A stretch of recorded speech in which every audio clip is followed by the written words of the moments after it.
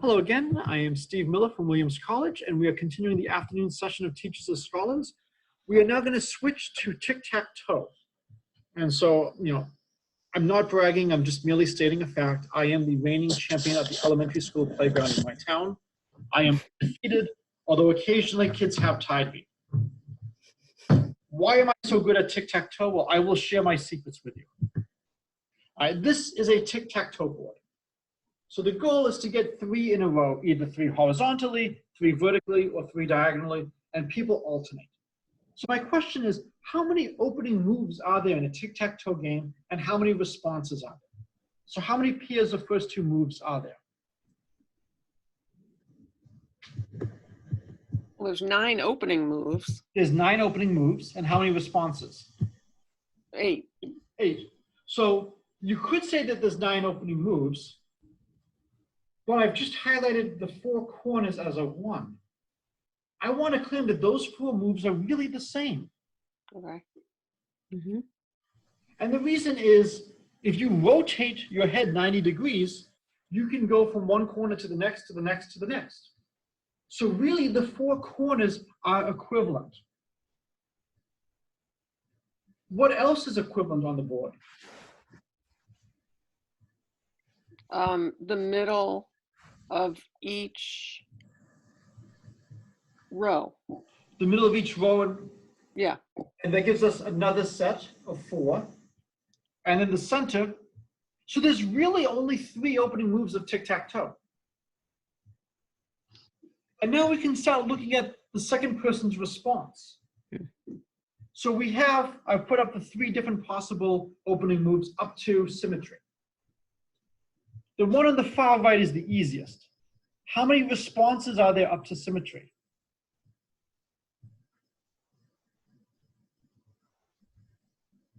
2.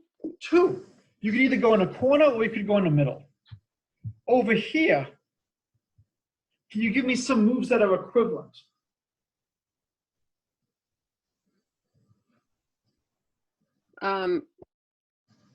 Again, it's the middle of each.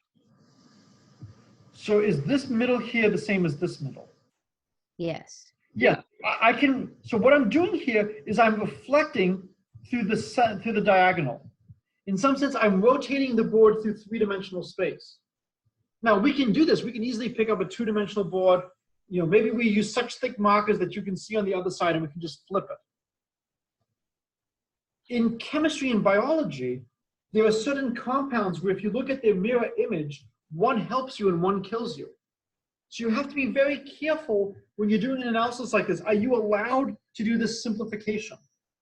For what we're doing, it doesn't matter if we play a game or the mirror image of the game. These 2 moves are going to be the same. These 2 moves on the opposite side of the X are going to be the same. And these 4 here will be the same. Now, I didn't mark this one because this is not the same as this. This is touching the X. This is not touching the X. There is a difference. So I can look at the next possible moves, the 2, the 3, the 4, and the 5. So if you look like this, there are really only 12 first 2 moves. That is much less than 72. And because of this, you can actually break down the analysis of tic-tac-toe and make it very reasonable. So I'm going to quickly share. So I'm going to make a wonderful tic-tac-toe. I'll make a wonderful tic-tac-toe board. Right. So we're going to start with X. Oops. Yes, I'm a perfectionist and that would bother me. We will start with X going in the center. And then I'm going to have O do something incredibly stupid. Ah, jeez. Forgot, I got to finish making the thing, mark someplace else. All right. And then O is going to do something incredibly stupid. O is going to go in one of the middles.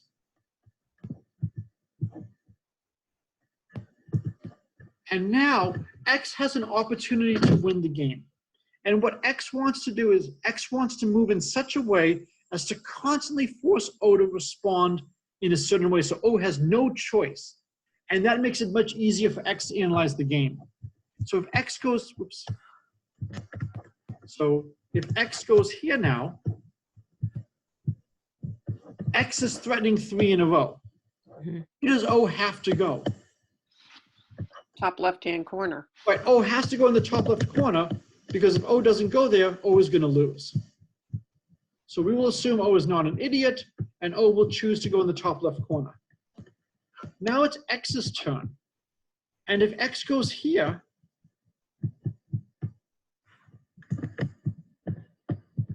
what we see is X is threatening 2 different ways of getting 3 in a row. X is threatening this way, and X is threatening this way. Oh. So no matter what O goes, O has to go here and here. O can't do that. And so X will win. So you can immediately see, I don't have to analyze all the possible games. I've done enough to realize that this is a bad idea. And so if O responds in this one, O will lose. So whenever your opponent goes in the center, your response has to be a corner. Now, you can continue the analysis. You can look at all the different cases, and you will discover that no player has a winning strategy. If played correctly, no one is going to lose. You could try to make the game interesting, and you could say, well, what happens if we play randomly? You know, what is the chance of player 1 winning? You could write a computer program, and the simplest computer would just play randomly, but then you could have a slightly smarter computer that would say, well, if I notice that my opponent has 2 in a row, I will block that, otherwise I'll move randomly. And this is one of the few games where you can actually have students program something without too much difficulty. You know, if you want to write a chess program, good luck, that's painful. But you can do a tic-tac-toe program where you can have the computer have many different levels. All right, so similar to almost all of the games I've shown you so far today, this game is boring. So we have to make it interesting. How can we do that? There's a couple of versions. One is, you might have seen it, it's available to be bought. It's Gobble Tic-Tac-Toe, where pieces can go on top of other pieces. You start off with 2 large, 2 medium, and 2 small. And interestingly, sometimes your best move is to gobble up one of your pieces. You could get a larger board. Maybe you play on an 8x8 board or a 12x12 board. And maybe you have to get now 4 in a row or 5 in a row. And maybe there's an advantage to going first. So maybe what you do is you put some O's maybe towards the perimeter of the board, so that if O can live long enough, O can take advantage of that. There's tic-tac-toe in tic-tac-toe and bidding tic-tac-toe. And so I'm going to talk about these last 2 over here. So here is tic-tac-toe and tic-tac-toe. So we have a giant tic-tac-toe board, and we have 3 small, we have a smaller board in each one. And on your turn, you know, the first person gets to go anywhere. And the rule is your next move is determined partly from the previous. So let's say the initial move is X goes in the upper right corner of the center square. Then on O's turn, because X went in the upper right corner, O has to go in one of these squares here, somewhere on this board. Let's say O goes over here, second row, far left. Then that means X has to go somewhere here on this board. So let's say X stupidly goes in the upper right corner. Why is that a stupid move for X? Because then O gets to go and put another O on the same Good, board. so now O gets to put another one over here.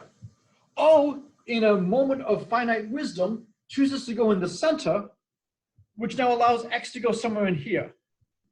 X chooses the bottom left, and in an absolute shock, O chooses to go in the center, which allows X to go here and win. So in one version of the game is now over. X got 3 in a row. For people who like a real challenge, that just means X controls the center square, and you keep going until you get 3 X's or 3 O's in a giant game. Now, what's nice about this is the game is not completely determined at this point. You might have one of these boards filled up, and you might have to go in that board, and you might not be able to. What do you do then? You might have to come up with some additional rules, and I'll leave that joy to you. Oh, you The lose a turn. last one is bidding tic-tac-toe. And there's a couple of ways to play it. The way I like it, everybody starts off with $1,000. Whoever bids the most gets the move and gives the money to the other person.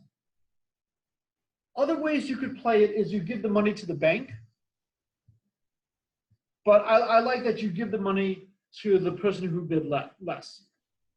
Now, one of the problems is you might both bid the same amount, in which case nobody gets the move and you bid again.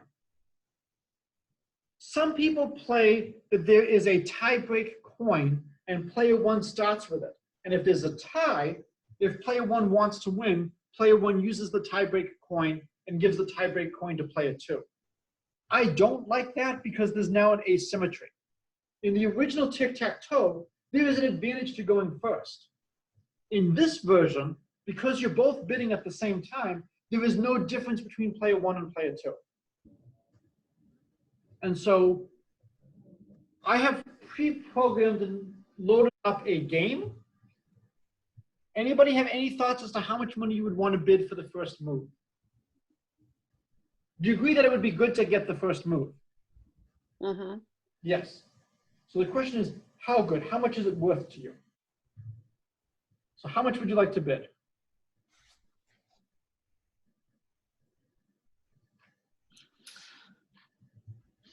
It's hard to have a sense of what's a good number. So in the version I programmed, I had player one bid 300 and player two was really, really gung-ho about going first and bid 700. So now player one is going to have 1,700 and player two is only going to have 300. On the next move, player one bid 99 and player two bid 100. Player two has two in a row. If you look at the board, who's winning? Oh. Oh, but player one has $1,800 to player two's $200. How much should player one bid on the next move?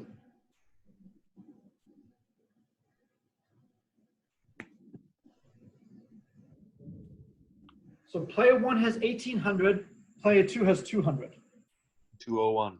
201, because player one cannot let player two get another move. So player one has to win. Well, now player one goes down to about 1,600, and player two only has about $400. Player one can outbid player two, bid $402. And now player two has around $800. Player one can bid $804 and win. So because player two spends so much money on the first two moves, player one was able to get 3 moves in a row and win. So this leads to a lot of great questions. How much should you bid for that first move or for later moves? If you are playing somebody who may not be at your mathematical level, maybe you have a college degree in mathematics and they are 7 years old, how could you handicap yourself?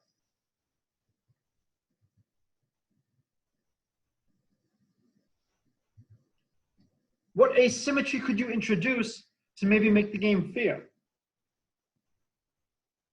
Less money? Yeah, you could start with less money. And that's what I love about this, is I could say, I'll start with 1,000 and I'll give you 1,500. And so if they overbid a little bit, they have the money and the resources. Think of like the New York Yankees. They can afford to overbid on certain people. So the question is, if we have $1,000, how much is too much to bid for the first move? So what's the easy answer? 500? That's not the easy answer. Extreme cases. All of it.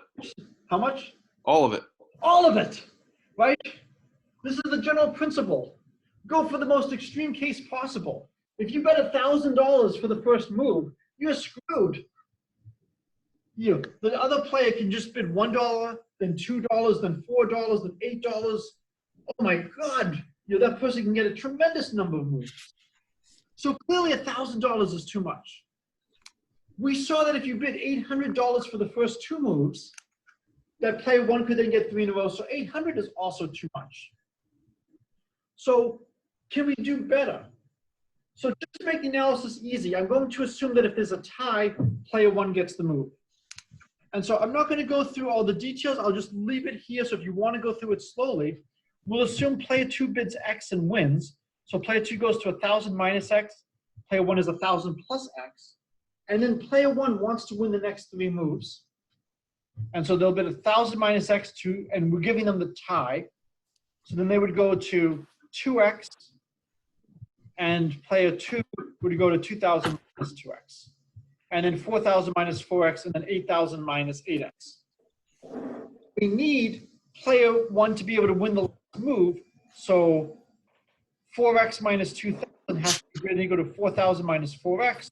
So you get X must be greater than or equal to 750. And that's in line with what we just saw where the $800 was too much.